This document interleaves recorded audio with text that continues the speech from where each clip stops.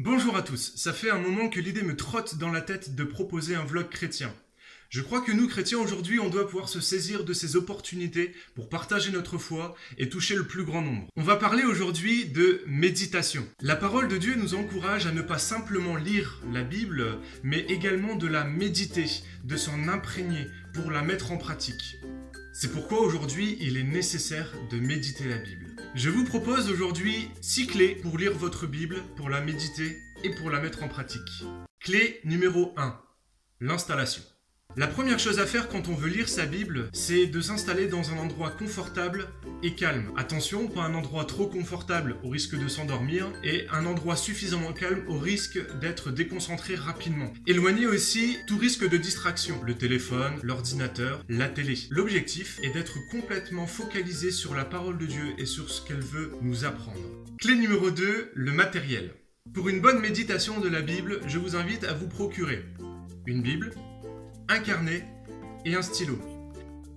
Certains utilisent également des fluos pour surligner des versets qui les intéressent, qui leur ont parlé. C'est pas mon cas, mais si vous voulez le faire, vous pouvez. Clé numéro 3, prier. Méditer la Bible, c'est permettre à Dieu de nous parler.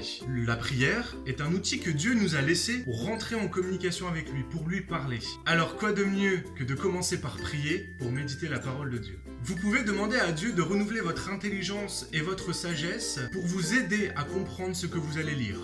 Clé numéro 4, lire le passage sélectionné. On ne lit pas la Bible comme on lit un bon roman ou un magazine. Peu importe le passage sélectionné, je vous encourage à le lire plusieurs fois, voire même de retenir un ou deux versets pour vraiment vous imprégner du texte. On peut également lire différentes versions du passage. Si vous n'avez pas plusieurs Bibles, il est tout à fait possible de trouver sur internet aujourd'hui différentes versions de la Bible. Je vous mets dans la description mon site préféré. Clé numéro 5, qu'est-ce que je retiens du passage? Dégagez une idée principale, un verset, un mot-clé, une idée. Attention, un verset ou un passage se place toujours dans un contexte. Il pourrait être dangereux de lire un verset et de l'interpréter sans étudier le contexte. Ça demande un peu de travail, mais ça évite des problèmes de compréhension de la parole. Si vous voulez aller plus loin dans votre méditation, je vous encourage à lire d'autres versions, à aller chercher même les versions originales en hébreu ou en grec. Ainsi, vous aurez une idée plus précise de ce que Dieu a voulu dire. Par exemple, si aujourd'hui ma lecture se trouve dans 1 Jean chapitre 4, 1 Jean chapitre 4 verset 8, et que l'idée que je retiens c'est que Dieu est amour. Le mot traduit ici par amour n'est pas l'amour tel qu'on l'entend aujourd'hui, un amour un peu bisounours, un peu mielleux, mais c'est l'amour agapé. Le mot grec agapé signifie un amour qui se donne, qui se livre, qui s'abandonne à l'autre. De plus, en lisant le contexte du verset, on peut vite se rendre compte que Dieu est amour n'est pas l'amour tel qu'on l'entend.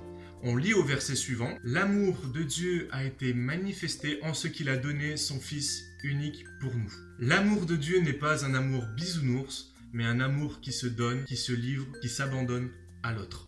Clé numéro 6, application pour ma vie. Après avoir lu ce passage, quelle application puis-je en faire?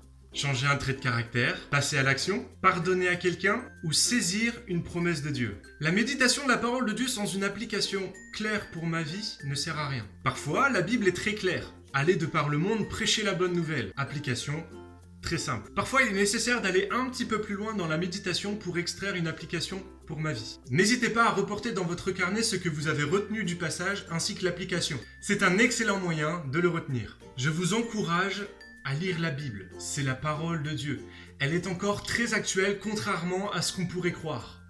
Voilà, cette vidéo est terminée. J'espère qu'elle vous a plu. Si c'est le cas, n'hésitez pas à mettre un pouce en l'air. Si vous croyez en la nécessité de méditer la parole de Dieu, n'hésitez pas à la partager à vos amis. Et pour me soutenir, abonnez-vous à la chaîne. Bye!